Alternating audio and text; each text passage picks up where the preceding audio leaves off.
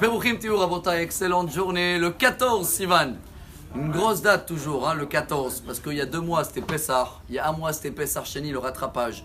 Donc là, il y a un message qui doit nous faire comme la lune aujourd'hui. Elle est remplie de lumière. Et ça se trouve avec notre paracha qu'on est en train de vivre. On sera en Israël, au dehors d'Israël. Il y a eu des mitlonénim, ou des mitonénim, ou asafsouf, des noms en hébreu qui veut dire des gens qui se plaignent. Et quand il y a une foule qui se plaint, alors apparemment on se met avec la foule. Dans la paracha Be'alotra, c'est qu'ils voulaient manger de la viande. Et dans la paracha d'Oshelach, c'est qu'ils ont commencé à parler du mal sur la terre d'Israël. Il y avait que quelques-uns qui ont pu ne pas se mettre à la foule. Et ça demande énormément de force de caractère, car nous sommes une génération où le Midrash Tanhuma, il dit que quand ils sont partis explorer, on dit en français, la terre d'Israël, ils se croyaient pour des sauterelles. Et ils ont dit, les géants, apparemment eux aussi, ils nous regardent comme des petits fourmis, des petits sauterelles. Et là, Dieu, il s'est énervé. Il a dit, pourquoi? Encore toi-même, tu es une fourmi, tu es une sauterelle, bravo. Mais pourquoi tu penses ce que les gens ils pensent sur toi? Qui t'a dit que lui, il te voit comme ça?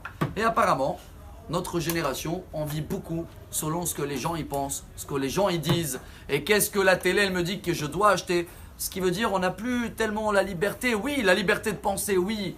Et de faire ce que je pense, oui. Mais de quoi faire? C'est eux qui nous imposent. Comment je peux lutter contre ça? Le Maharal de Prague, il amène une Gemara très connue, Nida. Page 30, et là-bas, c'est marqué que chacun de nous, quand il est fœtus, comme ça on dit, avant de sortir dans le monde, on est bien plié, on a les mains sur la tête comme ça, une bougie ici, ce qui veut dire qu'on a notre chemin, hein, qu'on était dans le ventre. On voit personne, on a une lumière, une bougie qui éclaire notre vie, et apparemment on doit suivre ce chemin-là qui va nous donner une liberté. Alors pourquoi on n'arrive pas? Et voilà la grande ségoula d'aujourd'hui. Le Yaravetz, on avait Rabbi Yaakov Amdin, 1700 et quelques. Lui nous apprend que si on veut retrouver cette lumière-là et ce chemin unique, sans être influencé des influences négatives comme dans les parachiotes en ce moment, c'est quand on rentre Shabbat à la maison et on chante Azamer Bishvahin, les Me'al Gopitrin. C'est quoi Azamer? Azamer, c'est chanter. Mais en hébreu aussi, Azamer, c'est un des travaux interdits pendant la Shemitah. L'Izmor, couper. Alors quand je chante, je coupe toutes ces mauvaises influences dans la semaine.